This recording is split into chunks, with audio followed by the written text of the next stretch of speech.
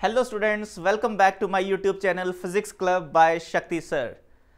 हम motion under gravity को discuss कर रहे हैं। लास्ट कुछ लेक्चर्स मैंने मोशन अंडर ग्रेविटी पे बनाए हैं, उससे पहले मैंने काइनेमेटिक्स पे कुछ और बेसिक अटेम्प्ट किया था, ग्राफ्स को अटेम्प्ट किया था। सो आई होप कि आप इस चैनल को एंजॉय कर रहे हैं। न्यू ईयर आज लास्ट डे है, 31 दिसंबर है। आई होप आपका नया साल बहुत अच्छा है। चलिए टाइम ना लेते हुए हम अपने इस सीरीज को आगे बढ़ाते हैं। आज मैं आपके लिए कुछ खास न्यूमेरिकल लेके आया हूं। जो फर्स्ट टाइम 11th क्लास में इसको पढ़ते हैं मोशन अंडर ग्रेविटी को, उनके लिए ये सवाल बहुत इंपॉर्टेंट रहने वाले हैं। सो वीडियो को लास्ट तक देखना, कमेंट सेक्शन में मेरे को बताना कि आपको ये लेक्चर कैसा लगा। Stay tuned. सो मेरा पहला सवाल है, ये सिचुएशन है क्वेश्चन की कि हमारे पास एक टॉवर है और टॉवर के टॉप से एक बॉल को 10 मीटर पर सेकंड की स्पीड से प्रोजेक्ट किया गया। 10 मीटर पर सेकंड की स्पीड से प्रोजेक्ट किया गया। जब इसको प्रोजेक्ट किया गया तो ये बॉल नीचे गिरती है यहां पर, और कितना टाइम लेती है? 5 सेकंड्स। ये आपको गिवन है। सब कुछ एयर फ्री सिचुएशंस हैं, राइट। जी को 10 लिया जाएगा, तो यहां पर इसको पूरा इसका टाइम ऑफ फ्लाइट कितना है? 10 सेकेंड्स है। आपसे पूछा गया है कि टॉवर का हाइट कितना होगा। आसान सवाल है, find the height of the tower. तो जो मैं बोलता हूं आप उस लैंग्वेज की सिचुएशन बना के लिख सकते हैं स्टेटमेंट्स कि क्या क्या गिवन है। एक बॉल है, उसको अपवर्ड डायरेक्शन में प्रोजेक्ट किया गया है, टाइम ऑफ फ्लाइट उसकी 5 सेकेंड्स है और एच कैलकुलेट करना है, टॉवर का हाइट कैलकुलेट करना है। देखो क्या क्या गिवन है आपको टी गिवन है, एच कैलकुलेट करना है, आपको इनिशियल स्पीड गिवन है। तो first equation, second equation, third equation जब आप लगाते हैं तो आपको आइडिया हो जाएगा कि कौन सी इक्वेशन यहां पर सुटेबल है। लेट्स से कि हमारे पास होता है s equals to U T plus half A T square. हमें u पता है, ये आ गया, a पता है, राइट, t पता है, सब पता है, h निकल जाएगा। सो h का वैल्यू कितना आना चाहिए? ओके, सवाल से पहले अगर मैं आपसे पूछूं h पॉजिटिव आना चाहिए कि नेगेटिव आना चाहिए, बहुत सारे बच्चे आंसर देंगे प्लस आना चाहिए, बहुत सारे बच्चे आंसर देंगे नेगेटिव आना चाहिए। तो एक्चुअल में क्या आएगा इस सवाल में पता लगेगा। तब तक आप अपना एनालाइज करके बता दीजिए कि हाइट जो आने वाली है इसकी, जो h की वैल्यू आने वाली है वो पॉजिटिव आएगी कि नेगेटिव आएगी। लास्ट पे चेक करेंगे। ओके, u का वैल्यू हो गया, अपवर्ड डायरेक्शन में है u, तो ये पॉजिटिव में जाएगा, 10 लिखा गया। टाइम कितना है? 5 प्लस एक्सेलरेशन कितना लिखेंगे? -10 लिखा जाता है। टाइम है 5 का स्क्वायर। h को सॉल्व करते हैं, देखिए कितना आएगा। ये हो गया 50 -5 और ये हो गया 25। फर्दर सॉल्व करें अगर हम h की वैल्यू को, तो यह आ गया 50 -125। h कितना आ गया? h आ गया -75 मीटर। ये आपके पास आंसर आ गया, राइट। अब h नेगेटिव आया है। अब जिन बच्चों ने पॉजिटिव सोचा होगा वो गलत हो गया यार। h नेगेटिव क्यों आया है वो भी आपको दिखनी चाहिए फिजिक्स ना। तो इसमें देखो दिख रही है, ये है इनिशियल पोजीशन, ये है फाइनल पोजीशन। h जो होता है, जो s कैलकुलेट, s क्या होता है यार? s होती है डिस्प्लेसमेंट, डिस्टेंस नहीं होता। s क्या होती है? डिस्प्लेसमेंट, और डिस्प्लेसमेंट होती है एक वेक्टर क्वांटिटी। वेक्टर क्वांटिटी है तो वो प्लस और माइनस के साथ चलेगी साथ साथ।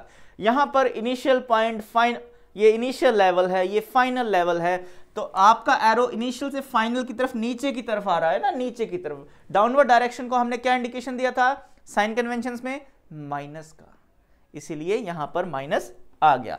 मैंने लास्ट लेक्चर में आपको बताया था कि जो वेरिएबल होता है उसका साइन आंसर में दिखना चाहिए। फॉर एग्जाम्पल मुझे पता है h नेगेटिव आएगा, तो मैं यहां पर पहले ही माइनस लगा के नहीं चलूंगा। जो भी वेरिएबल क्वांटिटी है उसके साथ कोई प्लस नहीं लगाना, उसके बारे में सोचना ही नहीं है। वो आंसर के बाद आपको दिखेगा कि वो पॉजिटिव आई कि नेगेटिव आई है, राइट। तो ये डिस्प्लेसमेंट था, ये बस माइनस साइन इतना ही बता रहा है कि ऊपर से नीचे की तरफ डिस्प्लेसमेंट किया गया है। This is our result. Okay students, देखो ये हमारे पास एक सिचुएशन है नेक्स्ट एग्जांपल का। तो इसमें आपको कहा गया है कि एक बॉल को हमने अपवर्ड डायरेक्शन में प्रोजेक्ट किया तो वो ए से बी तक पहुंचती है, t1 टाइम लेती है, t1 गिवन है आपको, और जब ये ऊपर से होके वापस लौटती है उसी पॉइंट पे, उसी लेवल पे, तो तब टाइम होता है t2। फिर से सुनिए, बॉल जब यहां से लेके यहां तक गई तो टाइम लिया इसने t1, फिर ये आगे गई यहां से यहां तक, उसी लेवल पे आई तो टाइम हो चुका था t2। इसका मतलब ये है कि जो t1 टाइम है और t2 टाइम है वो एक ही पॉइंट को इंडिकेट कर रहे हैं, एक ही लेवल को इंडिकेट कर रहे हैं, but t1 time come time लिया है ऊपर जाते हुए, और फिर यहीं से यहां तक जब बॉल पहुंची होगी तो टाइम कितना हो गया, t2 हो गया है। t1 और t2 आपको गिवन है, आपको कैलकुलेट करना है कि b पॉइंट पे स्पीड कितनी रही होगी, इनिशियल स्पीड कितनी रही होगी, और ये हाइट कितनी है। ठीक है, तो मैं लिख देता हूं find u v and height A B. ये चीजें हमें कैलकुलेट करनी है।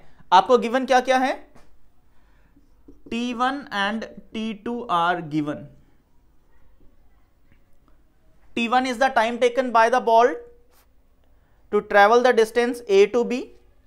t2 is the time taken by the ball from a to b to c to d. Okay, ये आपको गिवन है। चलिए t1 और t2 की टर्म में ही सारे एक्सप्रेशन आने चाहिए। क्यों? क्योंकि यही आपको गिवन क्वांटिटीज हैं। एक्सेलरेशन की जगह g आ सकता है, g भी आपको बाय डिफॉल्ट गिवन ही होगा। आपको ये चीजें कैलकुलेट करनी है। चलिए देखते हैं इसको कैसे सॉल्व किया जाए, इस तरह के न्यूमेरिकल को। ओके, इसको सॉल्व करने के लिए पहला जो दिमाग लगाना है कि ये t1 और t2 से क्या पता लगता है। देखो बेटा, यहां से लेके यहां तक जाने में कितना टाइम लगा, t1 टाइम लगा। इसका मतलब इसी लेवल से वापस आने में भी कितना टाइम लगेगा, t1 टाइम ही लगेगा। इसका मतलब d से लेके e तक, यहां तक आने में भी ये जो टाइम होगा d से लेके e तक, ये भी कितना होगा, t1 ही होगा। राइट? ओके, a से b, b से c, c से d कितना टाइम लगा, t2। फिर d से e कितना टाइम लगा, t1। तो कुछ दिमाग खटका, कुछ दिखा सवाल में। फिर से सुनो, यहां से लेके यहां तक, फिर यहां तक, फिर यहां तक कितना टाइम लगा, t2। फिर d से लेके e तक कितना टाइम लिया, t1। क्या पता लगा, टोटल टाइम पता लगा कि इस टोटल जो फ्लाइट का टाइम था वो कितना था, t2 प्लस t1। ये आपको गिवन था। सो बाय न्यूमेरिकल आपको गिवन क्या है, टाइम ऑफ फ्लाइट कितना हो गया, वो t1 प्लस t2, ये आपको गिवन है। और ये टाइम ऑफ फ्लाइट यार होता कितना है, हमने एक्सप्रेशंस में सॉल्व किया हुआ है, 2u/g होता है। राइट? ये इसका रिजल्ट होता है ना टाइम ऑफ फ्लाइट का, मेरे लास्ट लेक्चर्स में है, आप देख सकते हैं।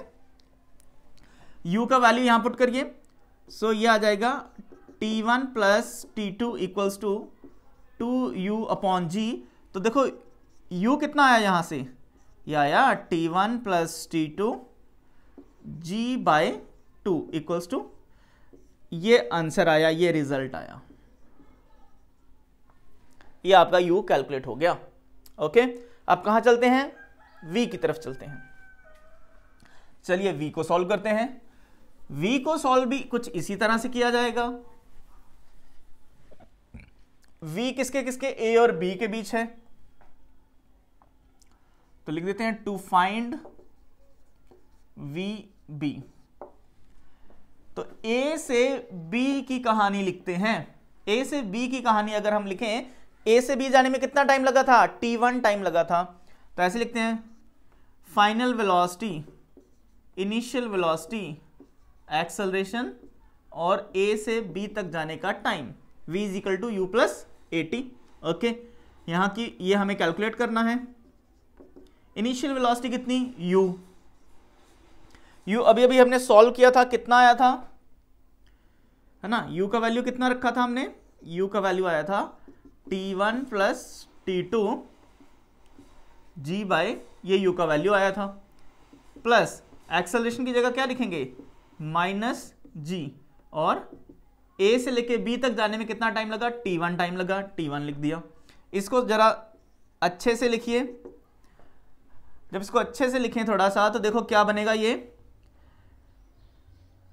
बन जाएगा। आप ऐसा करो, ये g को कॉमन ले लो, t1 plus t2 bye 2 minus t1, ये g ले लिया मैंने कॉमन। अब इसको थोड़ा सा और सुलझाइए तो ये आ जाएगा t1 plus t2 minus 2t1 divided by 2 multiply g। जरा इसको और थोड़ा सा करिए सेट, माइनस 2t1 और ये है प्लस t1, ये कितना आना चाहिए, ये आ जाएगा t2 minus t1 divided by 2 g। देखो ये रिजल्ट आ जाएगा t2 minus t1 g by 2। This is the required result. Okay, अब तीसरी बारी हमारी क्या बची है, ये हाइट को कैलकुलेट करना। चलिए उसको भी कैलकुलेट करते हैं। सोचो आप कैसे कर सकते हैं इस हाइट को calculate. Second equation of motion का यूज करके इसको हम सॉल्व कर सकते हैं। आपको सिर्फ वीडियो देखना ही नहीं है, प्रॉपरली इसके नोट्स बनाने हैं, क्योंकि मैं जो भी बोर्ड पे लिखूंगा 100% सिलेबस को A to Z कंप्लीट करूंगा, कुछ नहीं छोड़ूंगा। तो इसीलिए आपको प्रॉपर नोट्स बनाने होते हैं इस चीजों के। अब टू फाइंड हाइट A से B, अगर मैं सेकेंड इक्वेशन ऑफ मोशन का यूज करूं तो क्या आ जाएगा यार, डिस्प्लेसमेंट वो क्या होता है, ut plus half a t square. t क्या, a से b तक जाने का जो टाइम है, a से b तक जाने का जो टाइम है, कितना टाइम है a से b तक जाने का, t1 टाइम लगा यार। ये कितना होगा, u की वैल्यू क्या थी हमें पता है। चलिए इसको सॉल्व करते हैं। ये हो जाएगा t1 plus t2 g by 2, right, g by 2, और ये t1 माइनस a की वैल्यू कितनी है, माइनस g, ये 2 आ गया, और t1 का स्क्वायर। इसको अब सॉल्व करेंगे, g बाई 2 t1 कॉमन लिया जा सकता है, तो देखते हैं ये क्या रिजल्ट देगा। t1 plus t2 minus t1 g by 2 t1।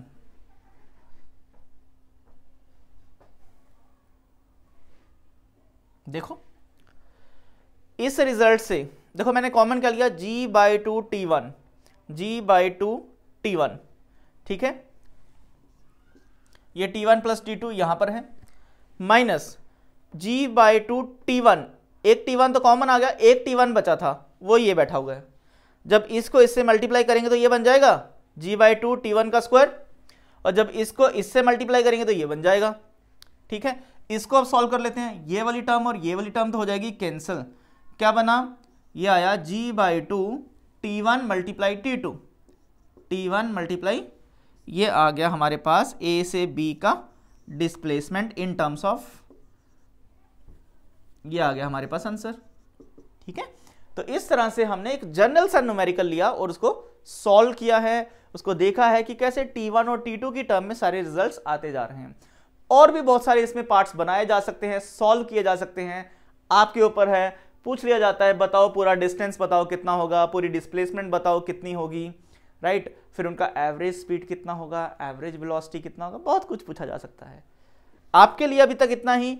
सवाल में यहां पर सिखाया क्यों गया है, इसीलिए कि आप t1 और t2 को पढ़ सको, कि t1 और t2 को जब प्लस कर देंगे तो क्या बन जाएगा, टोटल टाइम ऑफ फ्लाइट बन जाएगा, और वहीं से फिर आगे सिचुएशंस बनेगी, वहीं से आगे के कैलकुलेशंस होंगी।